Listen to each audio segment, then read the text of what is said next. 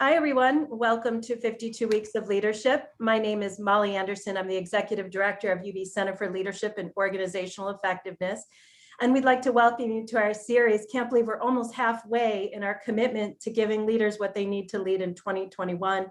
I hope you'll continue to join us throughout the year and throughout the summer. We have some great speakers lined up. And all of this has been made possible through the support of the School of Management as well as GEICO. So special thanks to our sponsors. I'd also like to remind everybody that our annual conference is coming up. It's virtual this year and will feature Daniel Pink bestselling author. That's on June 3rd, and it's not too late to register. I'll make sure that I add the details to the chat. And now for the reason that we're all here today, we're going to be hearing from Dr. Min Xuan Tu. She's an assistant professor of organization and human resources in the School of Management. She's going to be talking about the dark side of leadership. Why do some leaders, even good leaders, abuse their power and mistreat others, and what to do about it. Dr. Tu is an assistant professor, as I mentioned, in the School of Management. She has her PhD from the University of Florida, and her research focuses on power, social advantages, and leader mistreatment in workplace. So without further ado, I'd like to welcome Dr. Tu.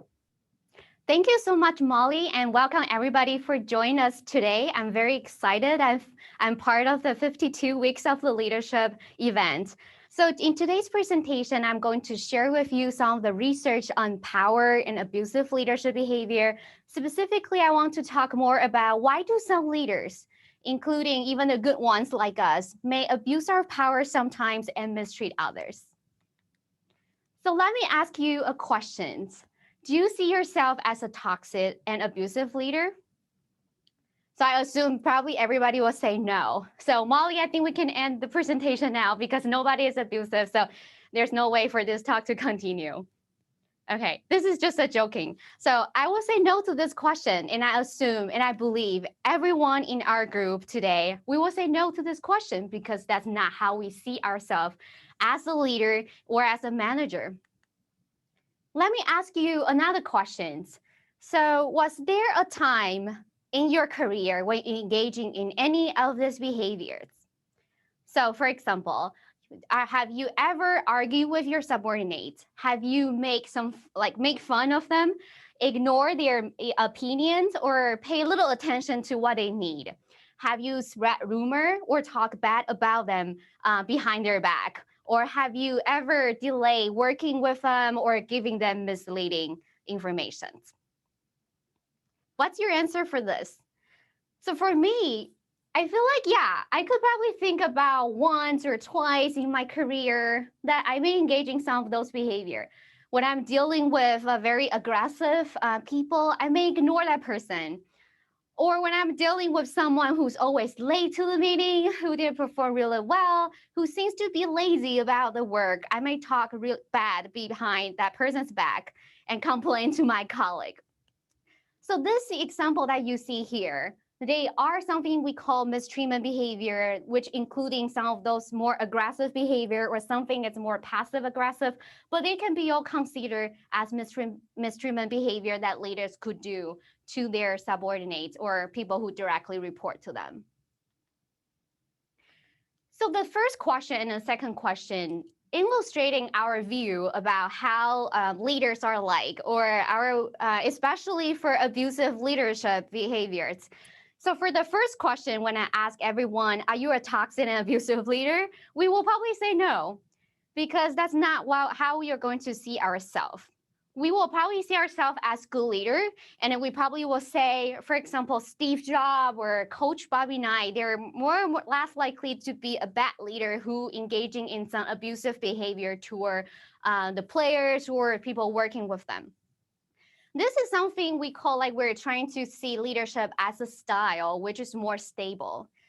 And that's that's also how abusive supervision researcher kind of see this behavior at the earlier stage. We're seeing abusive supervision as a sustained display of those abusive and mistreatment behavior, which indicate that those behavior happen very frequently at a workplace, and that person probably will say the style is abusive. However, more and more researchers, including myself, we're trying to see this behavior and then to see abuse, those mistreatment behavior as that they could fluctuate on daily basis. So just as what I asked you guys for the second questions, we may recall sometime we might not be the best ourselves. On Sunday, we are the good and very cheerful and helpful cheerleaders that encourage our encourage our subordinates. But on the other day, we may participate in some of those mistreatment behavior.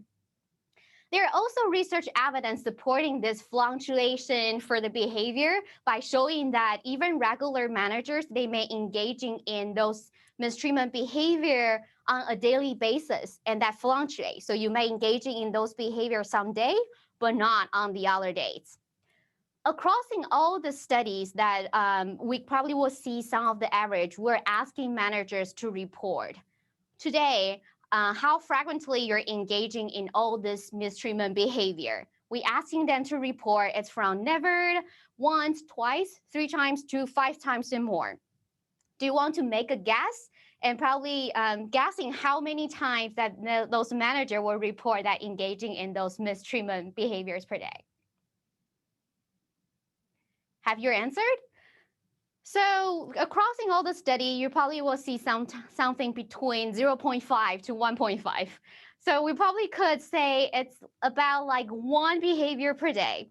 So in average, across the people that we have surveyed for, those managers reporting that they probably engaging like 1 of those behavior per day. So that's kind of a good news, right? It's probably not as many as some of you may guess, like 3 or more times. Indeed, this kind of behavior is something we call a low base rate phenomena. So what does that mean? It means that compared to, for example, helping behavior or like knowledge sharing behavior, abusive behavior are something relatively less likely to happen at workplace. The frequency is lower than other workplace behaviors. However, it doesn't mean that it's not important, because once it happens, it can cause serious consequences and problems. I want to share with you one of the very interesting research that could illustrate and support this point.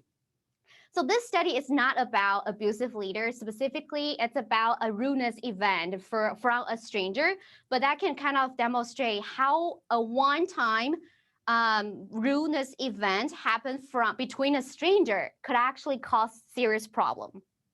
So this study was done by my friend, Dr. Folk at University of Maryland. And then he and his team did a series of studies on how rudeness could decrease people's performance at work. So for this study specifically, what they did is they recruiting a group of doctors and nurses. And those doctors and nurses are like forming medical team. And then what they are going to do is to do a series of simulation that they have to diagnose a baby to see what happened to the baby and then to provide treatment. This is part of their training, and then the researcher kind of that's just jumping in and giving some of the intervention. What they did is they dividing those medical groups, including nurse and doctor, into 2 conditions.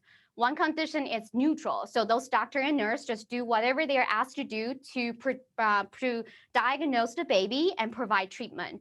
For the other condition, rudeness condition, those doctor and nurses, they might receive some of the comments from the baby's mother, who is a fake person, but including some of the rude messages that are not related to their performance. It's just random rude messages toward those doctor and nurse.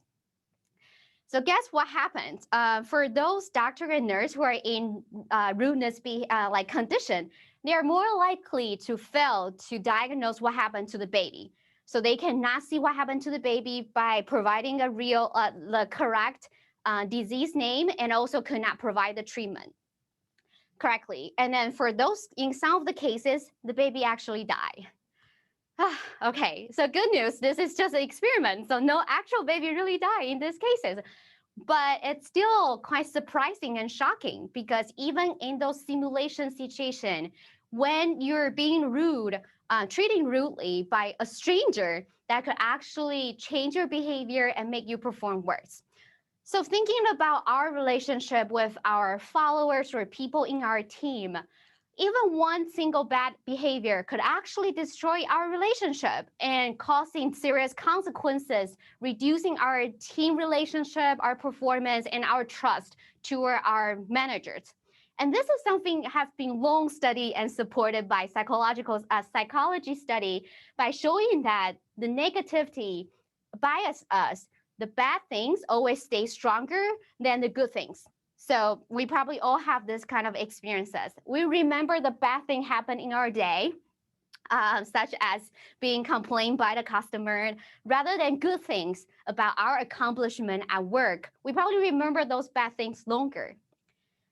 In my own interaction with some of our managers before, when we're asking them some open-ended questions that also supporting this idea, we ask those managers to write about their interaction with their own managers and then to describing how they may break their trust. A lot of people describing those mistreatment behaviors, such as ignoring their opinions or like yelling at them in front of others or breaking their promises. And those behavior broke the trust between them and their supervisor. That just one single event. The most interesting thing that we found in those like open-ended questions in their answer is that most of the people said, regardless of whether the leaders apologize, their relationship was never the same. Even though they pretend there's nothing happens, just move on, but they can never trust their leaders again. So although it's kind of like anecdotal like evidence from our interaction, we interview with our managers who participate in our study, but that kind of giving us some sense about how engaging in one single bad behavior make creating very serious consequences than we're thinking about. So why can't we always be our best self? We think about ourselves as good person, a good leaders, and we want to be good. We want to avoid those mistreatment behavior. But a lot of times, things didn't go in that way. Researchers have suggested multiple different reasons to explain why. And ironically, I personally found it very ironically, it's related to the nature of being a leader. So for example, having a mindset of having power, that we feel like we're powerful, we're in control, we can make decisions. Those kind of mindset can actually prompt us to engaging in those mistreatment behavior. Also, being a leader, it's very tiring, overwhelming, and a lot of frustrations.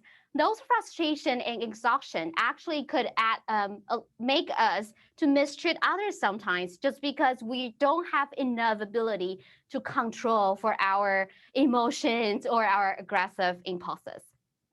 The third reason might be because our work environment emphasizes a lot on results, getting things done, and high performance.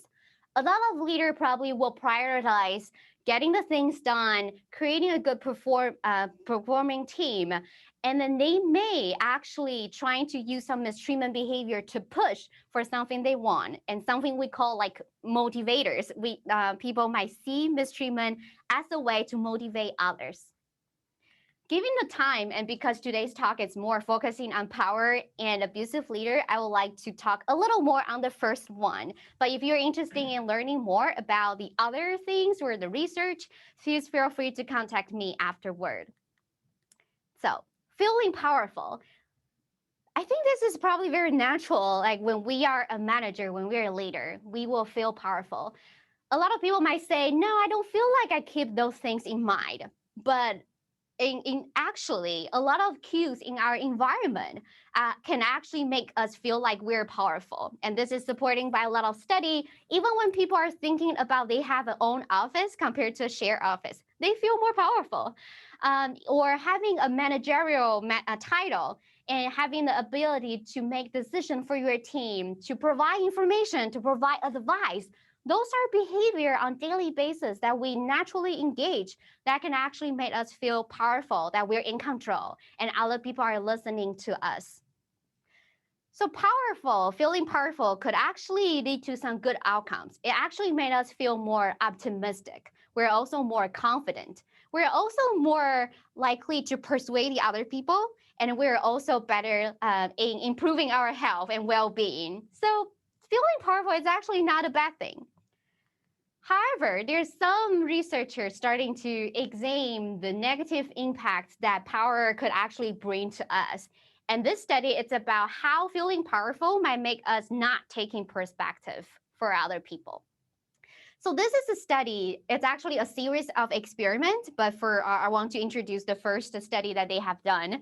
What they did is they brought a bunch of participants into the lab and then prime their mind into feeling powerful or feeling powerless, and asking them to write a capital E on their forehead. So as you can see on the left panel, this is drew from people who are feeling powerful. For powerful people, when they're asked to draw like a capital E on their forehead, they're thinking about how themselves were going to see this capital E. But on the right-hand panel, you're going to see the powerless people. When they're drawing those capital E, they're more likely to think about how others who are facing them are going to see this capital E. So they're using that to indicate whether people are more likely to take perspective and whether they are more self-oriented or other-oriented. Okay, of course, you're going to say, okay, self-orientation doesn't really necessarily mean that they will make people being abusive or mistreat others. That's totally true. And also, this is just a lab study. We don't really know how feeling powerful may influence us when we're at work on a daily basis. So my co-authors and I, what we do is trying to bring this idea and trying to see how feeling powerful may impact managers on their daily basis when they're interacting with people and how they are going to behave and how they are going to feel. So what we found was on the day when leaders and managers, they feeling powerful, that they can be in control, they can make decisions, they're more likely to have something we call cynical attributions and distrust others' behaviors and intention, which will make them to engaging in more mistreatment behavior.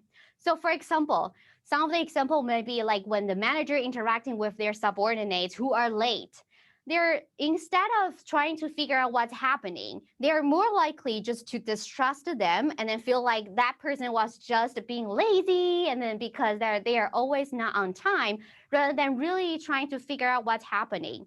And because of those distrust and those cynical attributions, they're more likely to engaging in mistreatment behaviors. The other study that I found also interesting is how feeling powerful actually make leaders of a team to speak too much. So this study showing that when managers feeling like they have power, they are very powerful, they are more likely to talk a lot when they're interacting with their group. So their team members will feel like this team doesn't accept open communication, or this leader didn't want us to share our opinion, so they're more likely to stay silent. So I think this could actually probably explain why power may make people feel like engaging in some of the passive mistreatment behaviors, such as ignoring other people's behavior, pay little attention to your subordinates' needs, because feeling powerful might make us not listen and make us talk too much.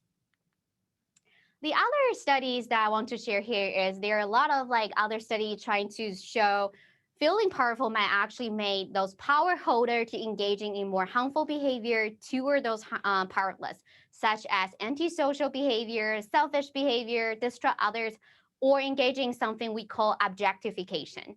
So what is this? This is like leaders are more likely to treat their subordinates or team members as a tool that can help them to achieve their performance goal or personal goal rather than human beings who are working with them. So that's what we call this term. Okay, so now we know everyone could probably engaging in some mistreatment behavior sometimes, no matter what we want, whether we want it or not. And then feeling powerful, which is very a natural part of a leadership role, could actually make us not really listen or might mistreat others. So what could we do? here are some of the advice from the researcher to tell us what we can do. So first of all, we can engaging in self-reflection frequently, thinking about what you're doing well today and think about some bad behavior that you didn't feel like very proud of. We have some research showing that those abusive leaders actually feel guilty about those behavior that really made us feel bad. But by thinking about those could actually help us to prevent those behavior in the future. We could also try to have a more other-oriented focus, such as taking others' perspective, practice empathy, or trying to increasing managers' moral identity by, for example, emphasize on caring, compassionate, and then fair and generous. Those are very important elements for our sense of self. So all those good advice, and then you can refer to a lot of other talk that my colleagues are doing about empathy and good leadership, and then that could also be a great way for you to deal with, to practice on a daily basis. But all these good practices that suggest me, for one thing, is to keep thinking about the good leader we are trying to label us as. So the first question I ask everybody, are you a toxic and abusive leader? And we say, no, that's not us. And of course, when we're frequently keep these things in mind, we are more likely to engaging in all those good behavior that are congruent and matching with what we see ourselves as being. And that's also supporting by research about how constantly thinking about your goal as being a good leader, you're less likely to mistreat others because you're going to self-control and prevent those behavior. The other thing to quickly bring up is, even though sometimes we may think mistreatment behavior could help us to deal with some negative situations at work, such as dealing with aggressive subordinate or dealing with somebody who are pretty nasty. But research actually showed those mistreatment behavior or abusive behavior didn't create any good outcome. It actually makes things worse. It may create a cycle of aggressive behavior. It may also make your poor performing subordinates performing worse. So that will be all those suggesting that what we want to think about for today's presentation, one big takeaway for all the things that are coming into today's talk that I want to share with you is leadership. It's an everyday effort. We're not the same every day. We might be good today, but we might engage in some behavior that are not so great tomorrow. And what it's very important is for us to keep thinking about those negative behavior and trying to proactively preventing those in our daily efforts. So I noticed that in our 52 weeks leadership registration survey, we ask everybody this question: what's your leadership goal for 2021? Many of us will probably say, oh, I want to perform better. I want to survive COVID. I want to get into more servant leadership behavior or practice more perspective taking. But probably none of us will really think about what we can do on daily basis and not to engaging in those negative behavior. That's not something will come into our mind because we thought and we label us as a good leader. So I will encourage you to keep those in mind, as one single negative behavior could create really bad and negative consequences. And we want to encourage ourselves as on the way when we're trying to be a better leader, that we encourage ourselves not to engage in those negative behaviors. Okay, so thank you so much. If you're interested in learning more about abusive supervision or abusive leadership behavior, feel free to contact me or join us at CLOE conferences on June 3rd. I will talk a little more on abusive supervision, the research, and how we can do on a daily basis to create an abuse-free environment. Thank you so much. Thank you so much, Min. We have a couple questions in the chat. The first one is from Rick Steinberg. He said, recognizing that even a single dark behavior can be very powerful, is it still possible to build up enough credits with positive, appreciative, supportive leadership behavior that a leader would be excused for a very occasional slip up? Mm-hmm. This is a great question because I think that's there's not a ton of research on this, but just from one of the research study that I know, and then a lot of time when we're talking to managers or participants that we figure out those inconsistency in leaders' behavior actually make things worse. So what does that mean? So for some leaders who are on Sunday, they're really good, but on sometimes they are really bad, actually made the subordinate or their follower feel worse because they feel like there's no inconsistency. So of course, it's not going to say you have to choose to be bad all the time, but it's actually showing that even though some leaders are trying to make things up, after they engaging in those abusive behavior by helping them or trying to be more effective, actually it didn't make things up. It actually make things worse because the subordinate feel like, oh, they're not treating in a very consistent way. And this environment, it still feel of injustice and unfairness. Thank you. We have another question from Sujatha Yalamancheli.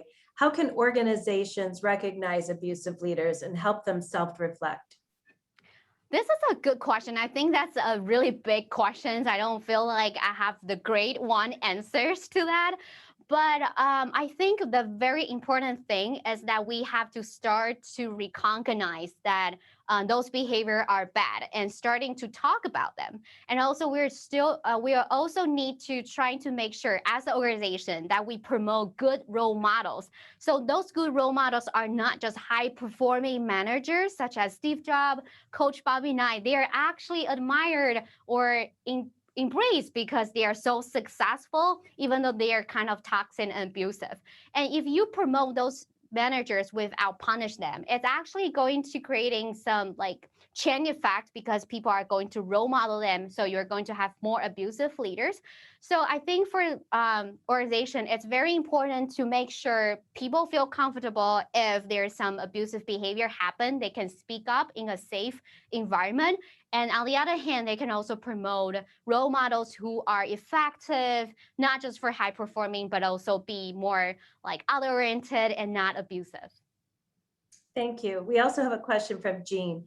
She said, we all think we are good leaders. Is it that we all exhibit some rate of bad behavior? I think that's a really good way to put it. I don't have a great answer to that, but I feel like this is kind of built in psychology that actually everybody wants to be a good leader. We see ourselves as a good leader, but we also trying to make efforts to make sure others see us as a good leaders. So I think what I didn't say too much in the talk, but actually a very important element, is actually we also care how others think about us as a good leader or a good person in general. So I think that could help us to like self-reflect and trying to fight for those negative behavior that we're engaging in. I don't know whether I answered her questions, but happy to elaborate. Thanks. We have a question from Susie. Is it ever too late to rebuild an abusive leader's relationships and efficacy?